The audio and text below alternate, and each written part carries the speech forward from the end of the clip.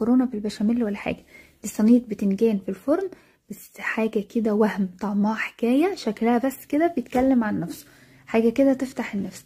احلى حاجه فيها ان مكوناتها سهله وبسيطه، من غير لحوم، من غير اي مكونات خزعبليه، حاجات كده سهله وبسيطه جدا، عباره عن بتنجان بس وخضار. عشان اعمل بقى الوصفه الرهيبه دي انا محتاجه 3 حبات من البتنجان. هبتدي بقى ان انا هقشر اجزاء منهم او اجزاء لا، بحيث ان هو يديني كده شكل لطيف، واقطعها مكعبات. حجم المكعبات يرجع ليكم، ممكن تصغروها ممكن تكبروها براحتكم خالص.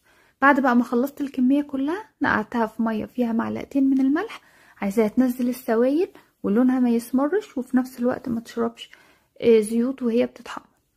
على بقى ما تتنقع شويه قطعت الخضار بتاعها، قطعت فلفل الوان، قطعت فلفل حامي، قطعت بصل. وفي طاسه بقى سخنه كده على النار ابتديت بقى انزل باول حاجه معايا